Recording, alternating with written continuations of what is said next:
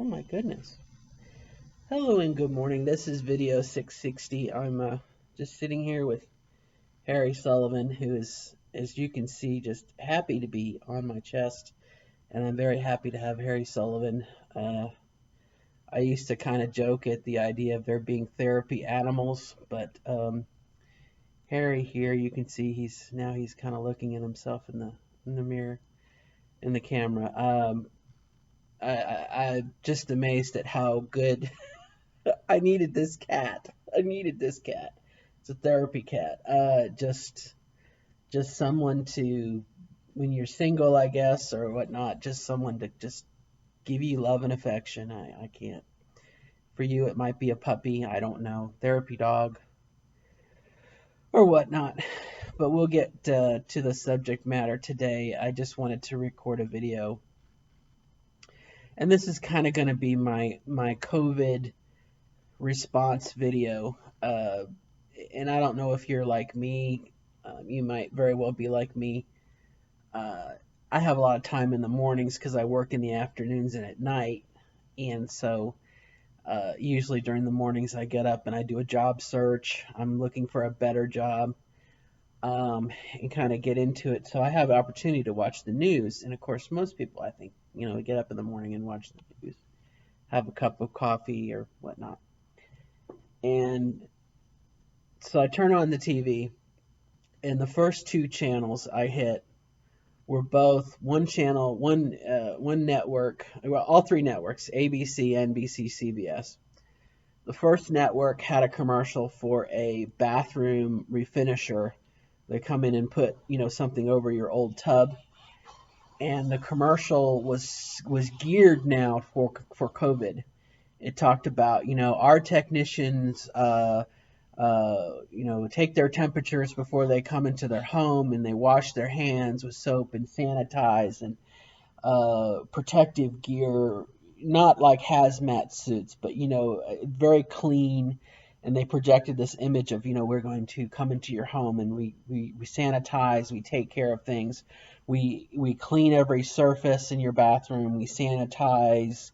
I'm going to say sanitize a lot. We install, and then before we leave, we clean up and make sure we sanitize and da-da-da. And so I was like, okay, so I'm waiting for the news, and this commercial kept on going on and on and on. And I was like, okay, I want the news. So I flipped to the next commercial, and it was about a window repair company, installation company. I don't know what it is about fixing your home. And the window repair company did the same damn thing. Oh, our technicians are so clean, and they'll sanitize themselves, and they come in and almost the same exact script. Sanitize and clean every surface, and we'll leave you with the cleanest experience, and we'll clean up after ourselves, and like to alleviate fears that outside people are going to come in and whatnot.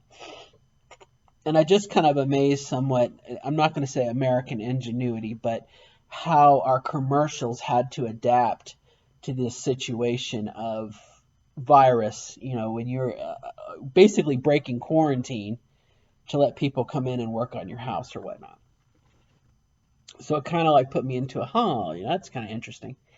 And then the third, I finally got to the news, and the third station got to the news. I'm going to say it was CBS.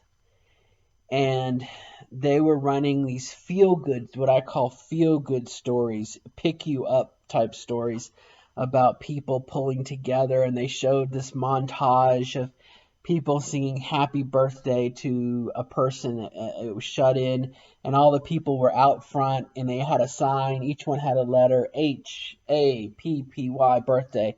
And they were standing 6 to 8 feet apart, and they sang happy birthday to this person who couldn't, I guess was at risk for getting the virus.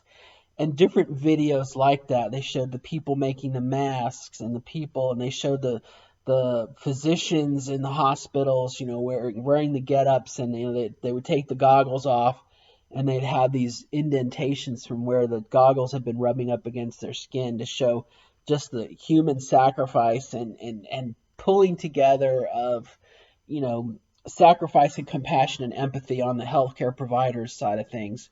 And then on the non-healthcare provider, people coming together and showing support. And it was like this surge of emotion. I felt like it was like 12 Christmas mornings packed into this infomercial about how great people were, and we're going to come together. And they kept on showing different signs that said, we'll get through this, we'll survive this, we're doing good, da da da da da. And so it had this like very uplifting. I was like, and I was like crying because I was so full of human emotion and compassion, empathy, blah blah blah. And then it was like they hit a switch on the news station. They threw the switch from positivity to kind of negativity, and they showed people in hospitals not being able to get the services they need or testing. They definitely showed people, not enough respirators, not enough treatment, not enough equipment, not enough protective gear, and just like the slog of humanity, and how terrible the situation was, and how gut wrenching it was, and it pulled at my heartstrings, and it made me so sad, and I felt so I'm gonna cry, and I'm so full of emotion about how people are suffering and they don't need to. But I mean, people are suffering. There's not enough stuff, and this disease, virus, and it's killing people, and how America is now the leader in cases and probably deaths too. But all this just sadness, and it made me, before I was kind of happy and elated, now I'm kind of sad. And then they showed a news clip from the president, which I've kind of been taking to call him the Pinot. A couple days ago, he's been making fun of Mitt Romney, who was under quarantine, and the president. I mean, what an asshole! Making fun of someone who was dealing with the virus or thought they had the virus. I mean, that's like making fun of someone who has a disability or a sickness. I mean, what a jerk. But anyway, the president was saying that Mitt Romney is a rhino. He's a Republican in name only. And so I've taken to calling the president Pinot, the president in name only. Because he's in my mind, when I think of president of the United States, I think of people who lead, people who make decisions. Harry Truman, the buck stops here. Ronald Reagan, charismatic speaker. President Obama is probably what everyone kind of remembers, being very, someone you turn to in a crisis, the leader. This is what we're going to do. We're going to take care of this. President Obama was, we had viruses, we had the economic crisis, and he was a leader who inspired hope. And he was very honest, well, this is troubling times, but, we're going to get through this. This is how we're going to do this. We're going to do this, and we're going to do that, and you can expect this, and this is what we're going to do. We're going to revisit. I mean, he was very calming, soothing president. Anyway, so the Pinot talked about how these numbers are unrealistic. This is fake news. There's no way there's that many sick people. There's no way that people are having trouble. And then the woman who's in charge of the response at the White House got up and talked about how, no, there's no shortages of equipment. Tests are everywhere. And it was so like, I found myself going, wait a minute. I've just seen 15 minutes of footage of hospitals and people having trouble. I mean, here's evidence. I mean, you want evidence. You want, you watch 10 minutes of TV and you will see all of this trouble and turmoil and examples, concrete evidence. I mean, if seeing is believing, blah, blah, blah. So it just started this spark of anger in me. And so I went from happiness to sadness to anger and frustration. And it just made me so damn mad. And then I thought about my own family, and I could say other people. I mean, I've seen people with the MAGA, the Make America Great Again hats and the bumper stickers, support Trump 2020. And I saw a poll that came out where, Uh, 44% of Americans think that Trump is handling the response poorly, and 49%, the majority, think he's doing a great job. And I'm like, holy shit! How in the hell can someone, you know, this lying sob? And of course, obviously, I'm stilted, right? I'm tainted by my own opinions. I'm not going to give you the, I like to think I would give you the full story without it being biased towards one side, but I don't think I can because I'm just so, like I said, I'm so full of vitriol and anger, and I'm woke. I'm awake to it. I know what's going on. And so um, I got angry at people, at these supporters who are like, and I use the example of the president saying, the sky is brown. And these 49% would go, yeah, the sky's brown. And you're like, wait a minute, look at the sky.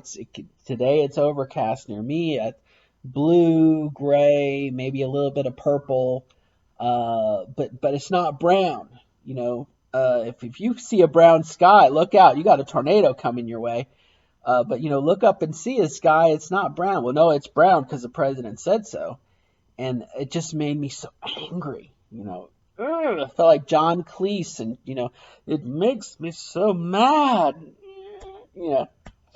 Um, but anyway, um, so within 25 minutes or a news broadcast, I went from feeling happy at my fellow human beings and their behavior and compassion, and sad for my fellow human beings because of the suffering that they were going through, and then angry at my fellow human beings for all of this behavior. And I was like, oh my gosh, I just woke up and I'm strung out. I'm tired. I need a vacation, you know. And it made me think a little bit about, okay, well, calm down. Sun's going to come out. This too shall pass, But it made me wonder somewhat about the future. I don't think the world will be the same again. I think this is a huge event like a Black Plague or AIDS or something. I mean, this is going to change the way we do things on a variety of levels, a variety of occupations. Like I said, the commercials are talking now about sanity. It's not sanity, sanitation, and purity, and things are clean. We're going to sanitize and leave, things. And it just made me, I thought a little bit about the future and how this affects trans. I realize it's one trans at middle age. Transgender stuff is, the president is so anti-trans and gay and whatnot. And we're basically looking at having 4 more years of them. I hope we don't. I really do. But I'm looking at the reality here, and not that I'm a Pollyanna, but take off the rose-colored glasses or the emerald-colored glasses, um, you know, and see reality for what it is. The Democratic National Committee is out to sabotage Bernie Sanders like they did in 2016. Uh, you know, um, so we're stuck with Joe Biden. I hope we're not. We're not there yet. The door's not closed on Bernie. Obviously, I'm a Bernie Sanders supporter. But we're not closed out yet. But let's continue on with the trend. If the Democratic National Committee continues to sabotage Bernie like they did in 2016, you're going to be stuck with Joe Biden as the candidate. And from what I've seen of Joe Biden, he can't put a coherent thought together. I don't know if it's Alzheimer's or just his own personality. He is a politician. I mean, he is a politician. He will change his mind to get your vote, and then say one thing, do another. I mean, he's a politician. He's better. He would be a better for us than Trump, okay? Because Trump is anti-gay, anti-trans, because he has to do his right-wing base, moral conservative. So for transgender people, I mean, we really want someone other than Trump. And if it's Joe Biden, then so be it. But I just don't see the average American when they look at Trump and Biden. Trump is going to crush Biden in the debates because, like I said, Biden can't put a coherent thought together.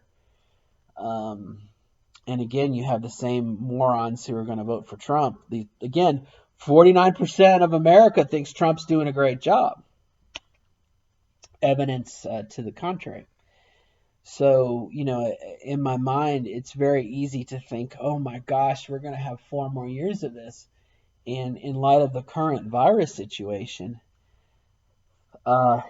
here we have yesterday, the United States we surpassed the world in cases. We have more cases than China, and everyone was talking about how bad Italy had it. Well, the United States is 33 times the size of Italy geographically, and I think something like 7 times the population of Italy. So we're naturally going to have more cases, we're going to have more deaths and everything else than Italy, and Italy's got it pretty bad right now. And Italy's under full lockdown. The United States, Trump's like, forget about it. Yeah, don't worry about it. It's going to be a miracle cure. I got a hunch. Easter's coming, and wouldn't it be great for us all to be in church on Easter? He's trying to feed his religious base. Unfortunately for those of us who are gay and trans, who these religious people hate. But anyway, that's probably a whole other story, a whole other video for a whole other time. But I'm just trying to find some happiness and some positivity because, again, in this virus situation, we have this patchwork shelter in place going on right now. And you're leaving it up to average American to stay in their home. Well, you're also saying, no, if you want to go out for a walk, you can go out for a walk, or if you need to go to the store, go to the store. I mean, what has really changed other than perhaps them closing the mall? You can still go to Walmart and push your buggy around and shop to your heart's content. We're still interacting with each other. Okay. And again, but you're supposed to stay 6 feet apart. Well, I don't know about you, but the people I've seen, and I work in retail, no. No, you don't. I mean, again, it's up to the individual. If you scare the shit out of them to stay 6 feet apart, that's great. But average Joe American, the 49% in the majority, no, this is not going to work. So in my mind, if you take it one step further, and let's say the president or your governor said, look, this isn't working, we're going to try something else. We'll have rolling days where, like, the garbage service comes to your house once a week. We're going to come to your house and drop off a box of food, a box of raw materials with basics, eggs, milk, blah, blah, blah. Okay. So we're giving you a box of food that way you don't have to leave your house. And from this point on, we're going to set up roadblocks and blockades. And if you're out and about, you will be arrested, put in jail, perhaps shot. I don't know. You'd have to do something to really make it, because you got morons, okay? Shot on sight. I mean, we need, again, take this one step further, take it to the extreme, and it might be a fantastic, weird idea. I mean, far-fetched, fantastic, fantasy-esque, but take it to blockades. We need shotguns. We need snipers. Treat everyone as if they have the virus, and if they're out driving their car around, then they're trying to spread it. They need to be killed. Really put the fear of God, or the fear of death, rather, into somebody to keep them from going out. And I think if that was that way everywhere in the United States, if we were to do that for 2 or 3 weeks, I really do think we could put the kibosh on this virus. I mean, you really could slow it down. That way it can't transfer, it can't move, it can't go from person to person. As long as people are able to leave their houses at their own discretion, this isn't going to work. Um, you know, again, you're still going to have the morons. And like I said, I work in retail, and people come into my store, they touch everything, they're sneeze. I mean, And for me, they pay with money. Lord knows what's on those dollar bills. Again, they get back in their car, then they're touching their steering wheel, even in gloves, they're getting that virus everywhere. Again, if we were really serious, and like I said, it may be too fantastic, and I mean fantastic, not as, oh, that's fantastic, great. I mean far-fetched, fantasy-esque, far-fetched. But if we could blockade everyone and keep them isolated for 3 weeks, we probably could stand a chance of killing this virus until there's a vaccine. Because, all it's going to take is for some bug or mutation or someone, again, a moron, to reinfect everybody with this virus until we develop our own antibodies or a vaccine. And again, isolation would do it. But this whole patchwork, this state is under lockdown, this state's not. But again, that lockdown, I don't think it works, because you can still leave your house and travel and spread the virus. There's no threat. Just my opinion, just my 2 cents. We could be in this situation for 12 to 18 months while they develop a vaccine, or we develop the antibodies in ourselves, so that, yeah, I've had it, and who's to say I haven't already had it? I was sick 3 weeks ago. I had flu-like symptoms, and for 3 days I was homesick here. I self-quarantined, and I felt like a piece of shit, like hammered shit, like I had the flu and everything. Maybe that was COVID trying to infect my body, and now I've developed antibodies for it. Who's to say that's not the future? That's not a possible outcome. Those of us who gets exposed to it, we survive, and we're immune to it until the next mutation comes out. Who's to say? But again, this really doesn't. This is more of my just checking in, and I hope everyone's doing well. But I needed to share my thoughts and my opinions. We have such conflicting emotions right now. It's confusing, and the emotions. Again, we get sad. We're happy because we're helping each other out like we should as human beings, and then we're sad because it's a bad situation, and then we're angry because our leaders are not. Our leaders are not being leaders. If you look back, and this could probably be a whole other video, President Trump and his administration, part of the transition between President Obama and President Trump is they had to go through a course of what ifs. And one of those what ifs was a pandemic. And so President Trump's administration went through a pandemic scenario, much like what we're going through right now, an epidemic coming out of Asia, and how would you respond to it? So that was part of the transition between President Obama and President Trump 3 years ago. So, again, I wouldn't expect them to say, oh, wait a minute, 3 years ago we did this, but the idea wasn't new. And President Trump disbanded the White House pandemic response team a couple years ago because he said they didn't need it. And he's been cutting the budget. Every year he's been trying to cut the budget to the CDC. I mean, this gets back to maybe down here where we're talking about anger and our leadership and how unprepared we are. And this only goes so far. Getting angry only goes so far, and it took me a while to realize that. The difference is what you do now, what you do from this point forward, and say, okay, hey, you know what? Gosh darn it, I made a mistake.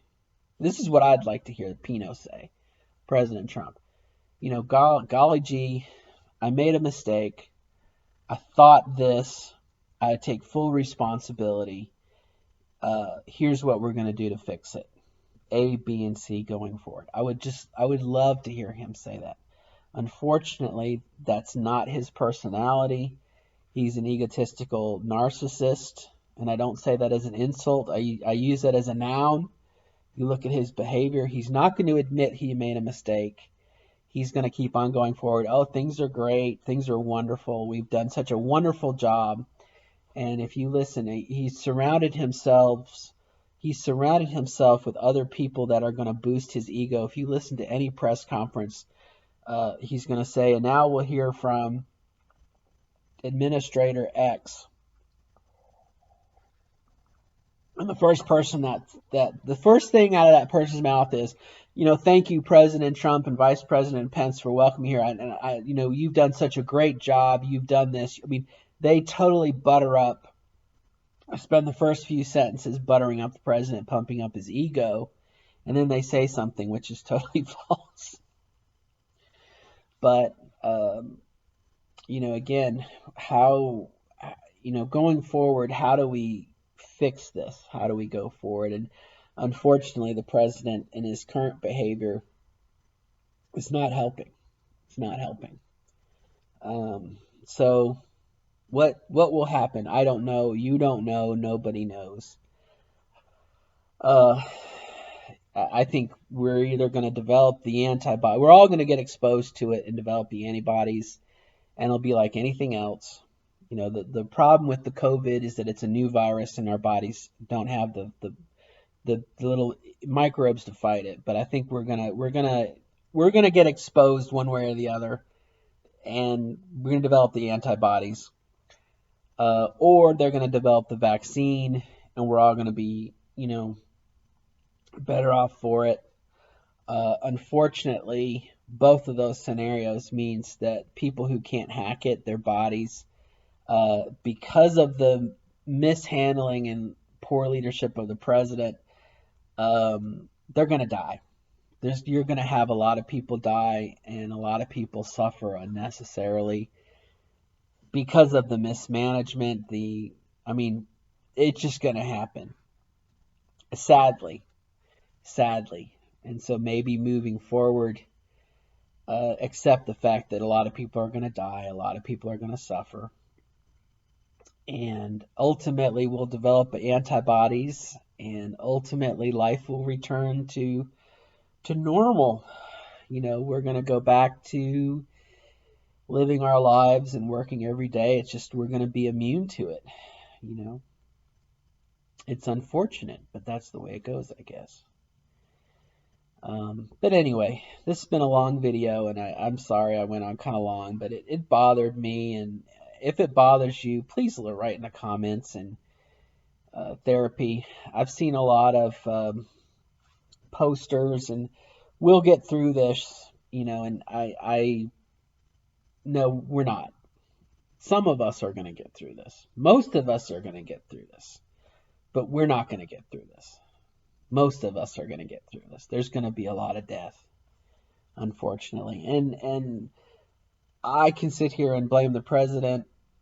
Truth be told, we'll never know. But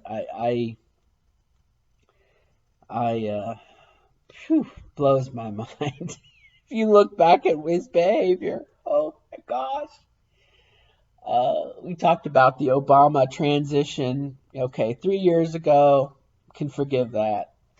But he knew about this in January. He was making fun of it in January, and that's the thing that pisses me off and just surprises me about the 49% who think he's doing a great job. The man knew about this in January. He was making jokes about other people having it. I mean, you all you have to do is look at his own sound bites and his own speeches and compare. I mean, they're like night and day. The man knew about it, did nothing. He played golf. I don't remember President Obama, back when we had what, the Ebola, we had a minor pandemic. We had the budget crisis. We had recession. The bank, President Obama didn't, I'm gonna go play golf, but that's just my opinion. So anyway, well, I need to close this out. I hope it's been therapeutic. It's been therapeutic for me. I hope it's been therapeutic for you. Feel free to leave comments below. And I don't expect anyone, I mean, this is just my opinion. And I am one trans woman at middle age. So I'm going to post it to my channel. But, oh, it just, I don't, and I'm trying to, trying to be positive. Where do we go from here? Where do we go? Again, we can hope the vaccine will come out, life will return to normal, etc., etc. But it's going to take some adjustments, and we may see a lot more unnecessary suffering and unnecessary deaths going forward because of, number one, the nature of the virus is to, spread itself. That's what viruses do. God, hopefully it doesn't mutate into something else, but viruses do. Black Plague, Spanish flu, those things came out, reduced the population. Maybe this is just part of life. This is nature, mutation. Take a lesson from Jurassic Park. Life will find a way. And, maybe this is Mother Earth saying, hey, look, I can only carry 5 billion people, and there's 7.5 billion, so we got to get rid of some people. I don't know. That's for better minds than my own. But again, one transit middle age, this is really rough on me, and I know I'm gonna make it. Obviously, I've survived. I've built up the antibodies. But it's that emotion you feel for other people because I'm a human being and I have empathy and compassion. I get angry at stupid people, the president and his kind of things.